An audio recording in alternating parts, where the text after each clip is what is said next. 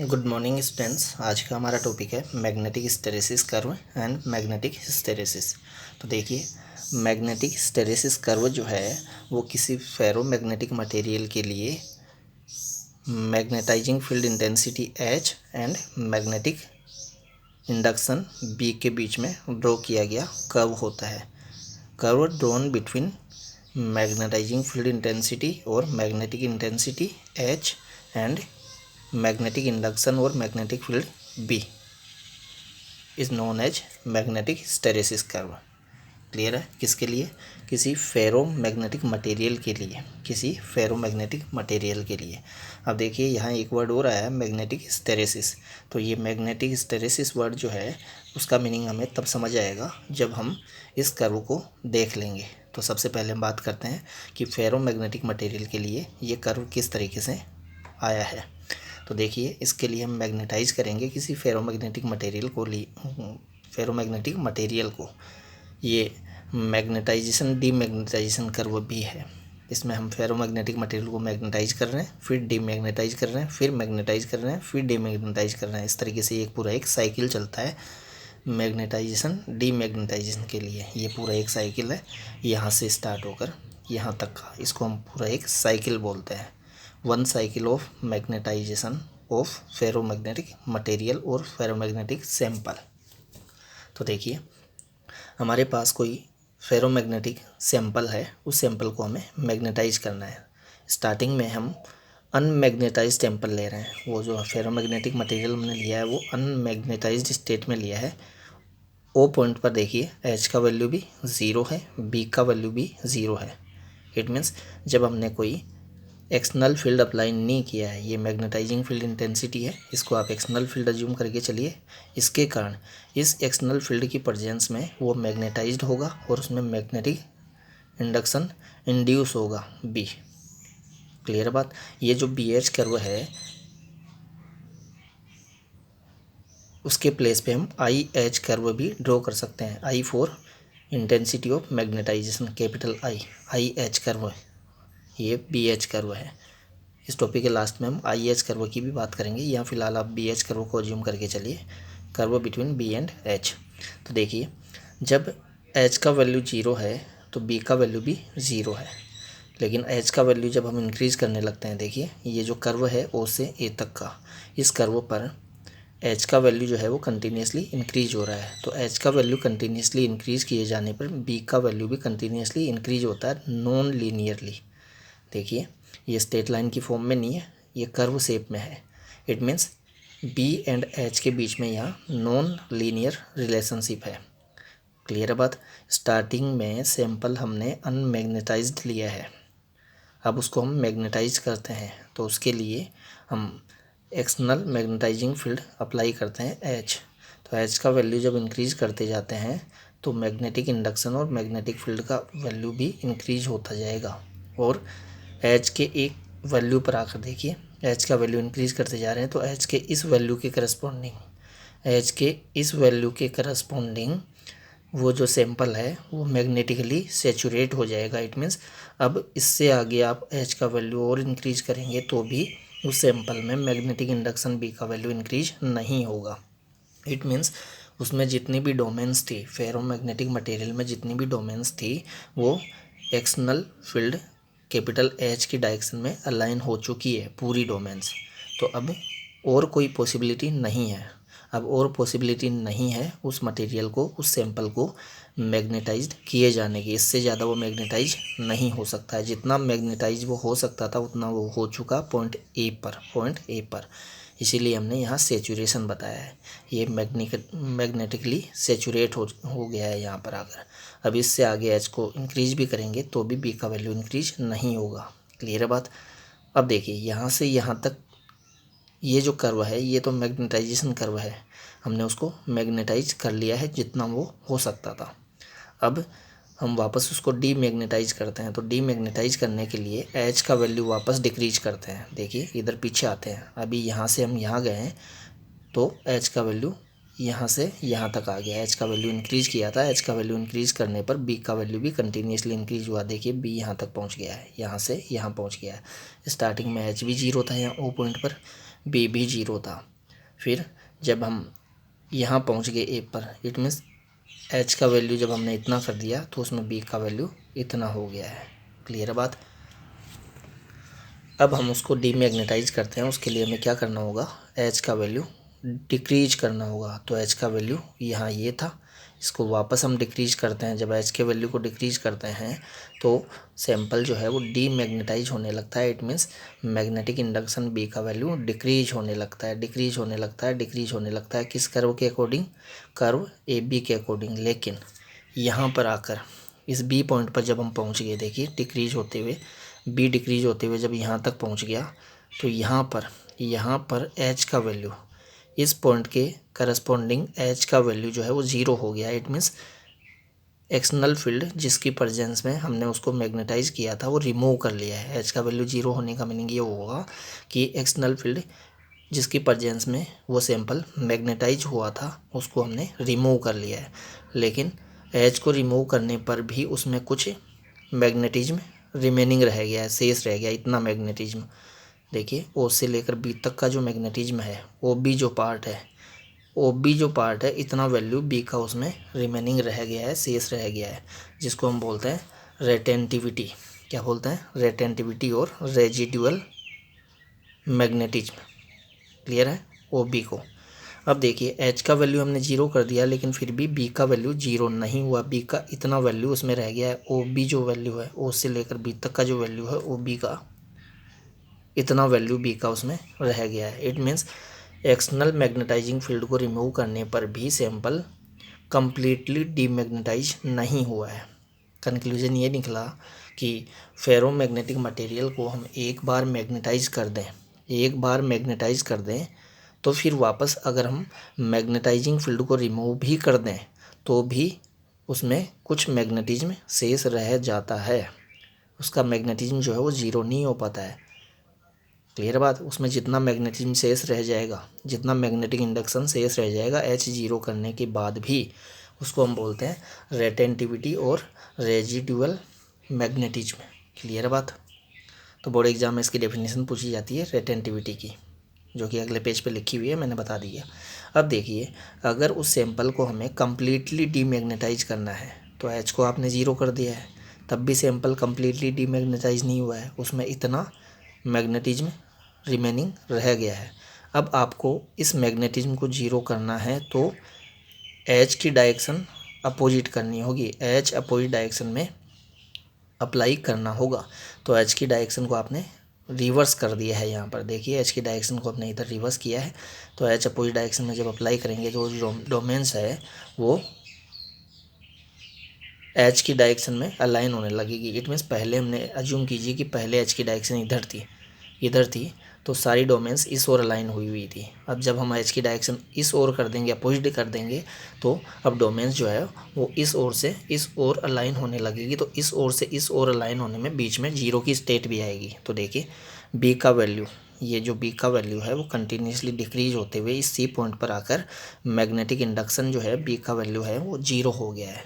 तो C point पर आकर वो सैंपल जो कि एक बार मैग्नेटाइज्ड हो गया था यहाँ पर, वो वापस यहाँ कम्प्लीटली डीमैग्नेटाइज्ड हो गया है, कम्प्लीटली डीमैग्नेटाइज्ड हो गया है। इट मीन्स उसमें मैग्नेटिक इंडक्शन का वैल्यू जो इंड्यूस हुआ था वो 0 हो गया है। लेकिन उसके लिए हमें अपोजिट डायरेक्शन में इतना एच अप्लाई करना पड़ा, इतना एच अप्लाई करना पड़ा है। ये देखिए अपोजिट डायरेक्शन में है एच माइनस एच, एच की डायरेक्शन हमने रिवर्स की है, तब जाकर एक बार मैग्नेटाइज्ड हुआ सैंपल कम्प्लीटली डीमैग्नेटाइज्ड हुआ है। तो एक बार मैग्नेटाइज्ड किए गए सैंपल को कम्प्लीटली डीमैग्नेटाइज करने के लिए हमें रिवर्स डायरेक्शन में, अपोजिट डायरेक्शन में एच का वैल्यू जो अप्लाई करना पड़ता है, एच का जितना वैल्यू हमें अप्लाई करना पड़ता है उसको हम बोलते हैं कोर्सिविटी।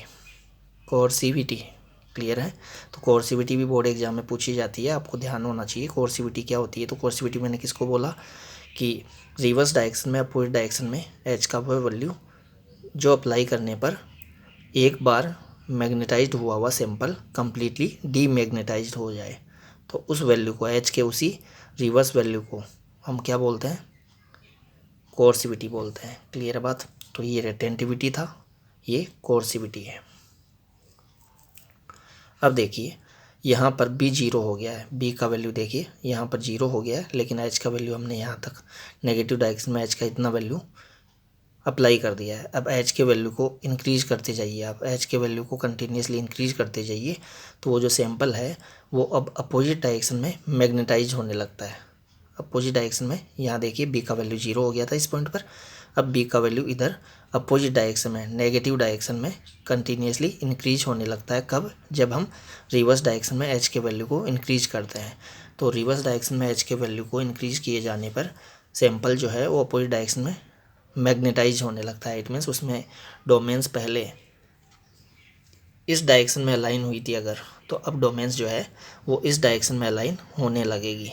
तो इस डायरेक्शन में डोमेन्स के अलाइनमेंट के कारण अब उसमें मैग्नेटिज्म आएगा, उसमें मैग्नेटिक इंडक्शन इंड्यूस होगा। क्लियर बात? तो सैंपल वापस मैग्नेटाइज होने लगा, एच का वैल्यू इंक्रीज करते जाइए आप, तो उसमें बी का वैल्यू भी इंक्रीज होता चला जाएगा, लेकिन रिवर्स डायरेक्शन में। और इस डी पॉइंट पर आकर इट मीन्स एच के इस वैल्यू पर, एच के इस नेगेटिव वैल्यू पर, इस रिवर्स वैल्यू पर आकर सैंपल कंप्लीटली मैग्नेटिकली सेचुरेट हो जाएगा। इट मीन्स अब एच का वैल्यू हम और इंक्रीज करें रिवर्स डायरेक्शन में, तब भी उसके अंदर बी का वैल्यू और इंक्रीज नहीं होगा। बी का वैल्यू जितना उसमें हो सकता था, मैग्नेटिक इंडक्शन का वैल्यू जितना उसके लिए मैक्सिमम हो सकता था उतना हो चुका है। इट मीन्स सारी की सारी डोमेन्स एक्सटर्नल फील्ड एच की डायरेक्शन में अलाइन हो चुकी है पॉइंट डी पर आकर। क्लियर है बात? वो जितना मैक्सिमम मैग्नेटाइज्ड हो सकता था उतना हो चुका है। तो इस पॉइंट को हमने फिर से सेचुरेशन बोला है। देखिए यहाँ पर सेचुरेशन बोला था, यहाँ सेचुरेट हो गया है फिर से रिवर्स डायरेक्शन में। क्लियर बात? अब इससे ज़्यादा एच का वैल्यू इंक्रीज करने पर बी का वैल्यू इंक्रीज नहीं होगा। तो अब वापस हम एच के वैल्यू को डिक्रीज करते हैं। एच के वैल्यू को डिक्रीज करेंगे तो सैंपल में बी का वैल्यू भी डिक्रीज होने लगेगा, बी का वैल्यू डिक्रीज होने लगेगा। लेकिन यहाँ पर आकर, इस पॉइंट पर आकर एच का वैल्यू तो ज़ीरो हो जाएगा, लेकिन सैंपल में बी का वैल्यू इतना रह जाएगा, इतना उसके अंदर मैग्नेटिज्म शेष रह जाएगा, इतना मैग्नेटिज्म ओ ई, जिसको अभी हमने कहा था रेटेंटिविटी और रेजिडुअल मैग्नेटिज्म। तो देखिए रेजिडुअल मैग्नेटिज्म ओ बी भी है, ओ ई भी है।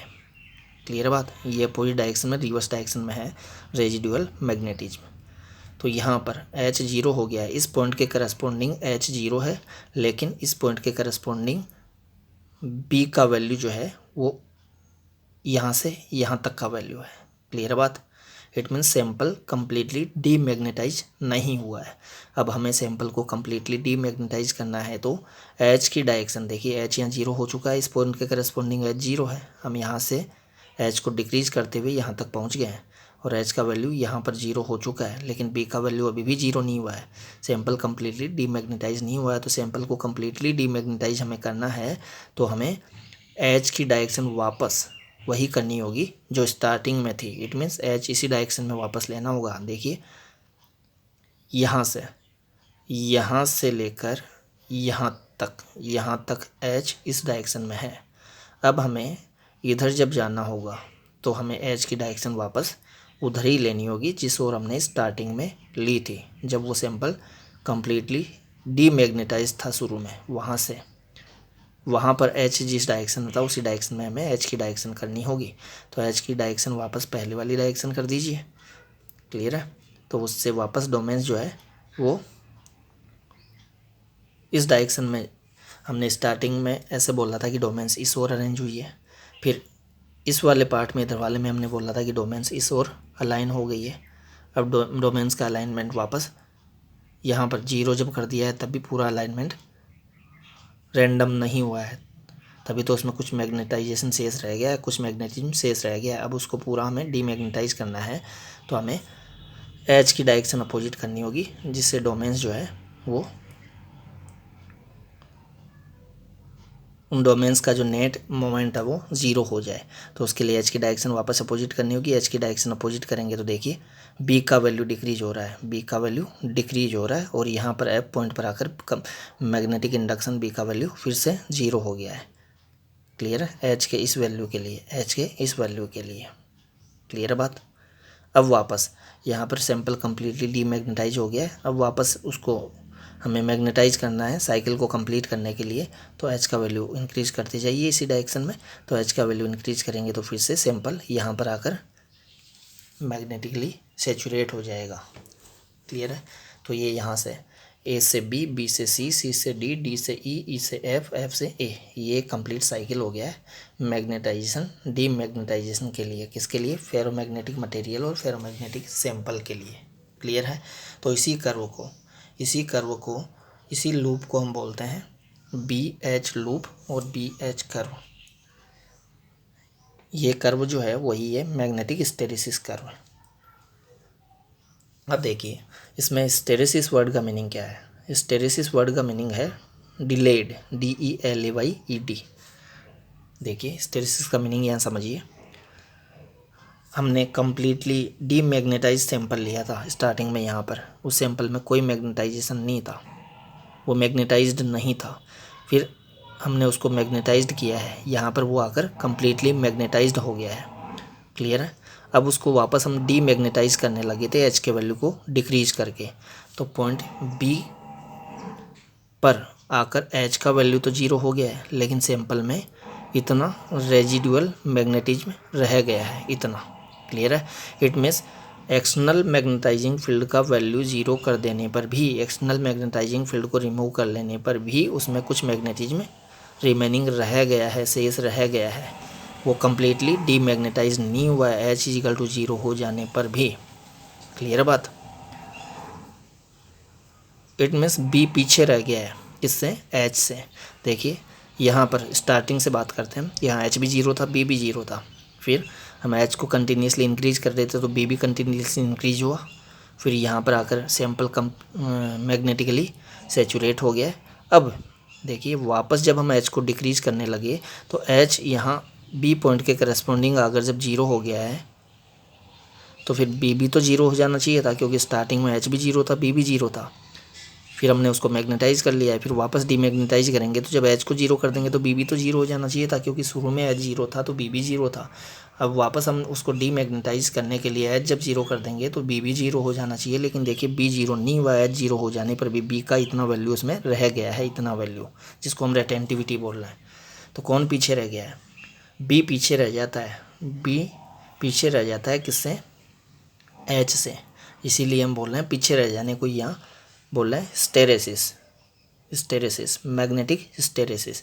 इट मीन्स एक बार फेरोमैग्नेटिक सैंपल को मैग्नेटाइज कर दें तो एक्सटर्नल मैग्नेटाइजिंग फील्ड को हम रिमूव कर भी लें तो भी सैंपल कम्प्लीटली डीमैग्नेटाइज्ड नहीं होता है, उसमें कुछ मैग्नेटिज्म रह ही जाता है।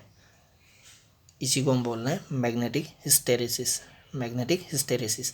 अगर हमें उसको कम्प्लीटली डीमैग्नेटाइज करना है तो हमें रिवर्स डायरेक्शन में, अपोजिट डायरेक्शन में कुछ एनर्जी अप्लाई करनी होगी, कुछ एनर्जी देनी होगी, कुछ एच अप्लाई करना होगा, तब जाकर वो कम्प्लीटली डीमैग्नेटाइज्ड होगा।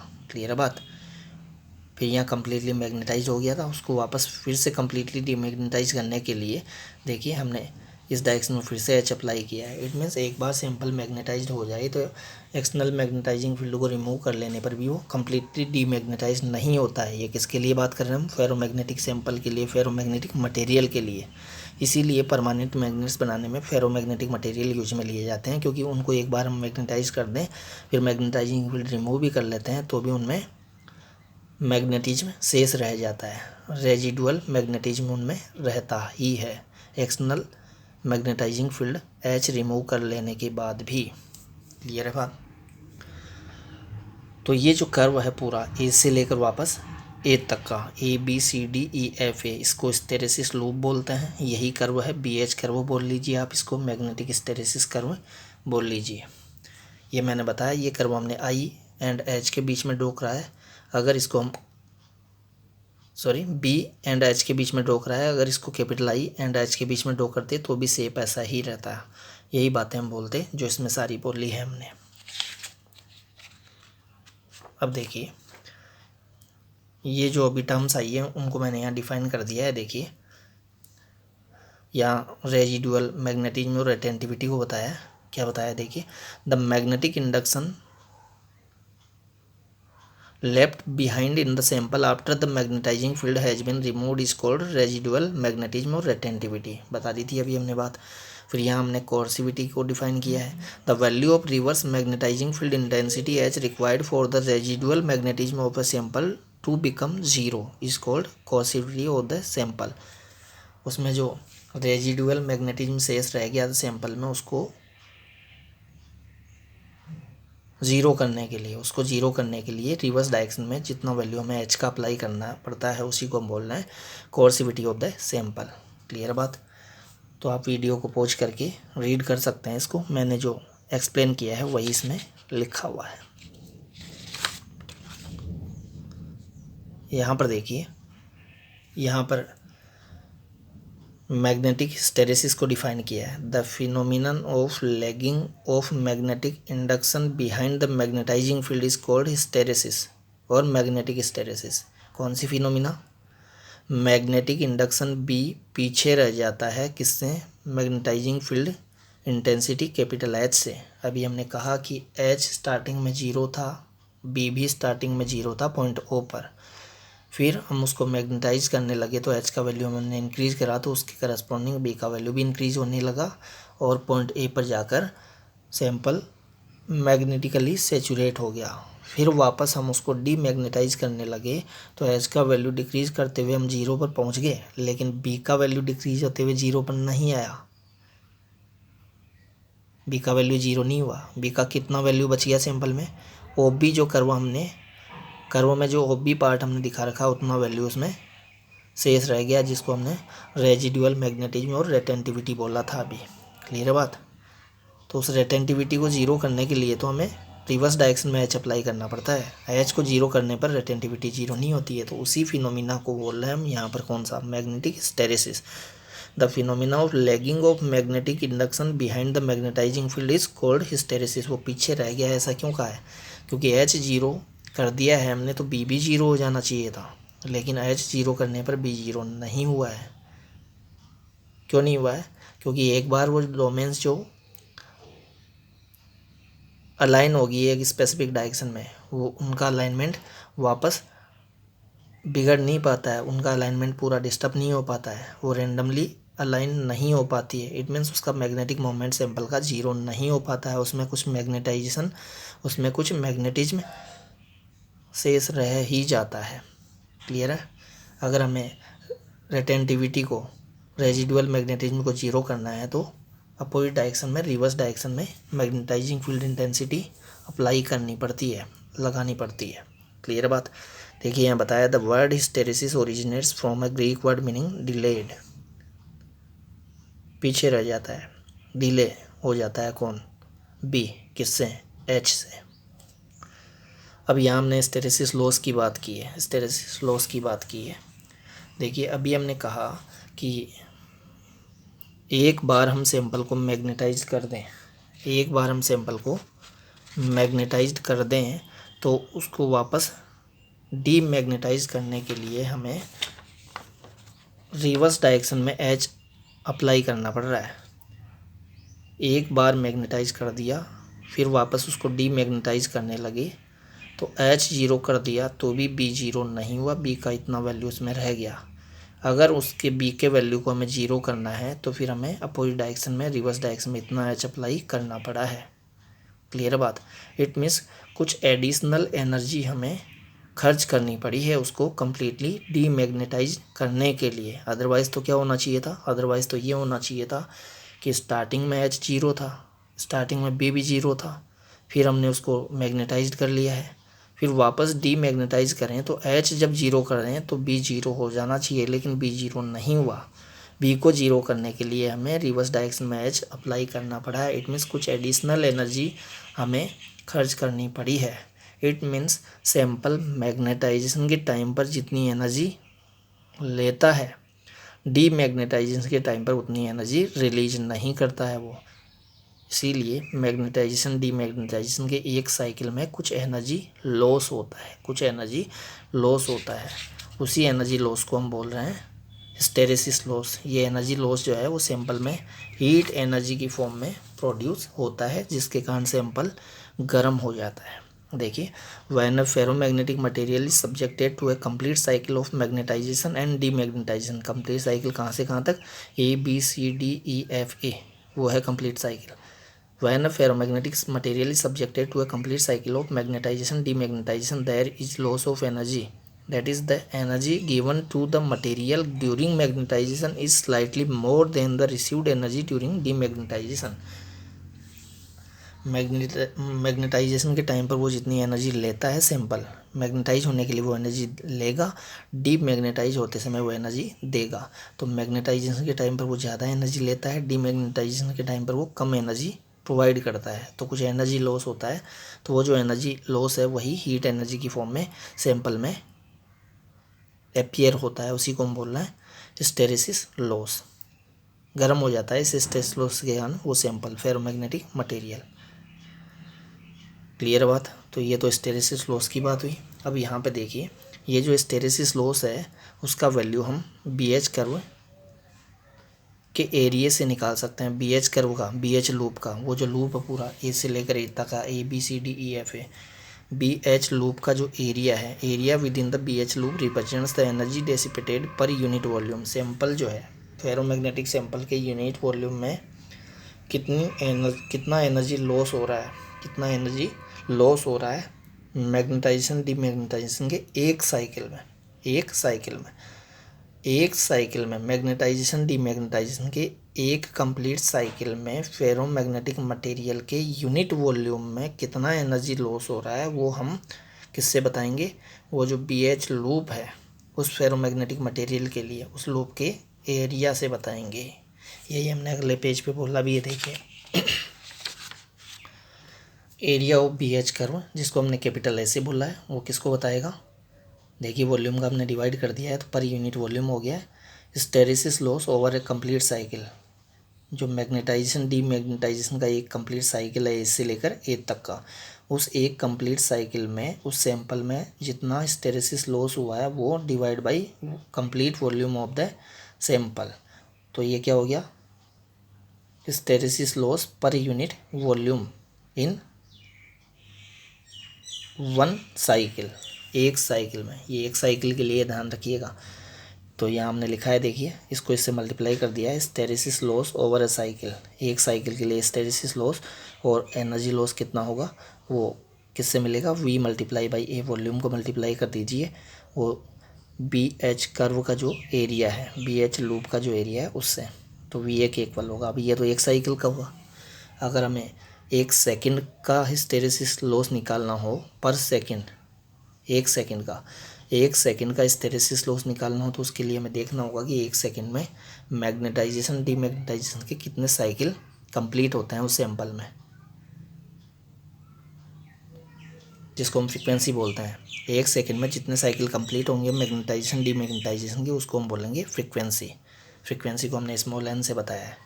तो अगर फ्रीक्वेंसी कितनी हो उसके मैग्नेटाइजेशन डीमैग्नेटाइजेशन की, n हो, तो फिर देखिए एक साइकिल में इतना एनर्जी लॉस बताया हमने, इतना एनर्जी लॉस एक साइकिल के लिए है। अब एक सेकंड में n साइकिल अगर कंप्लीट होते हों, n साइकिल कंप्लीट होते हों मैग्नेटाइजेशन डीमैग्नेटाइजेशन के, तो एक साइकिल में इतना एनर्जी लॉस, इतना हिस्टेरेसिस लॉस, तो n साइकिल्स में कितना होगा, मल्टीप्लाई कर दीजिए n से, VAN, इतना होगा n साइकिल्स में। और n साइकिल कितने सेकंड में कंप्लीट होते हुए बता रहे हैं हम, एक सेकंड में। देखिए नंबर ऑफ साइकिल्स पर सेकंड वही है n, it means frequency of magnetization है ये। तो फॉर्मूला बन गया VAN। तो ये VAN जो किसको बता रहा है, ये पर सेकंड एनर्जी लॉस को बता रहा है उस फेरोमैग्नेटिक मटेरियल के सैंपल में, जिसको हमने बोला है हिस्टेरेसिस लॉस पर सेकंड। फॉर्मूला याद रखिए VAN। V क्या है, volume of the sample, A क्या है, area of BH curve, N क्या है, फ्रिक्वेंसी ऑफ मैग्नेटाइजेशन। 1 सेकंड में मैग्नेटाइजेशन डीमैग्नेटाइजेशन के कितने साइकिल कंप्लीट हो गए हैं। एक साइकिल हम किसको बोल रहे हैं, ABCDEFA को हम एक साइकिल बोल रहे हैं। तो एक सेकंड में ऐसे कितने साइकिल कंप्लीट हो जाते हैं उस सैंपल में मैग्नेटाइजेशन डीमैग्नेटाइजेशन के, उसको हम बोल रहे हैं N। क्लियर बात।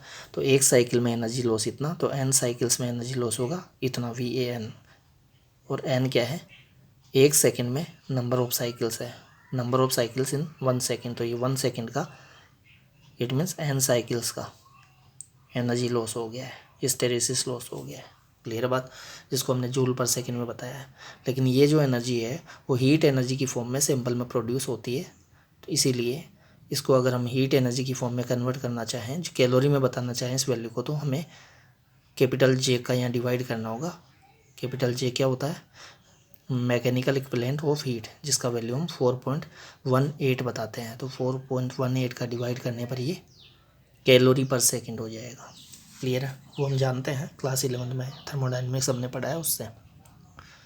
अब देखिए यहाँ हमने प्रैक्टिकल इम्पोर्टेंस की बात की है कि हिस्टैरिसीस लूप का प्रैक्टिकल इम्पोर्टेंस क्या है। वीडियो की टाइम लिमिट कंप्लीट हो जाने के कारण हम इस वाले टॉपिक को इस वीडियो लेक्चर में कंप्लीट नहीं करेंगे, क्योंकि वीडियो की टाइम लिमिट कंप्लीट होने वाली है। इसको हम नेक्स्ट वीडियो लेक्चर में डिस्कस करेंगे। तो आज के वीडियो लेक्चर में हमने क्या देखा, देखिए आज के वीडियो लेक्चर में हमने देखा है कि हमारे पास एक कम्प्लीटली डीमैग्नेटाइज्ड फेरोमैग्नेटिक सैंपल था, उसको हमने मैग्नेटाइज्ड किया है, फिर डीमैग्नेटाइज किया है, फिर मैग्नेटाइज किया है, फिर डीमैग्नेटाइज किया है, फिर यहाँ मैग्नेटाइज किया है। ये पूरा एक साइकिल हो गया है। Magnetisation, demagnetisation, magnetisation, demagnetisation, magnetisation. तो ये एक कंप्लीट साइकिल है। इसको हम बोल रहे हैं BH लूप, हिस्टैरिसीस लूप। किसके लिए? फेरोमैग्नेटिक मटेरियल के लिए। देखिए यहाँ एच किस तरीके से प्रोड्यूस करेंगे आप। एच प्रोड्यूस करने के लिए हमें एक सोलेनोइड लेनी होगी। देखिए सोलेनोइड की हम पहले बात कर चुके हैं कि एक सिलेंड्रिकल इंसुलेटर ट्यूब होती है जिसके ऊपर ये वायर लिपटे हुए होते हैं। इन वायर्स में जब करंट फ्लो करवाई जाती है तो ये जो ट्यूब है इसके इनसाइड मैग्नेटिक फील्ड प्रोड्यूस होता है इतना, B=μNI। μNI इसलिए बोला है क्योंकि मैंने ये फेरोमैग्नेटिक सैंपल जो इसके अंदर लिया है उसकी मैग्नेटिक परमिबिलिटी है म्यू। वैक्यूम होता तो μ0 बोलता। क्लियर बात। तो B=μNI इतना मैग्नेटिक फील्ड इसके अंदर प्रोड्यूस होता है। म्यू का इधर डिवाइड करेंगे तो B/μ=NI हो जाएगा। B/μ को हम H बोलते हैं। B तो मैग्नेटिक इंडक्शन है, H क्या है? मैग्नेटाइजिंग फील्ड इंटेंसिटी और मैग्नेटिक इंटेंसिटी। I क्या है? फ्लो होने वाली करंट है। N क्या है? Number of turns on per unit length of the solenoid. इनकी हम पहले बात कर चुके हैं। अब H की डायरेक्शन को रिवर्स कैसे कर रहे थे हम यहाँ।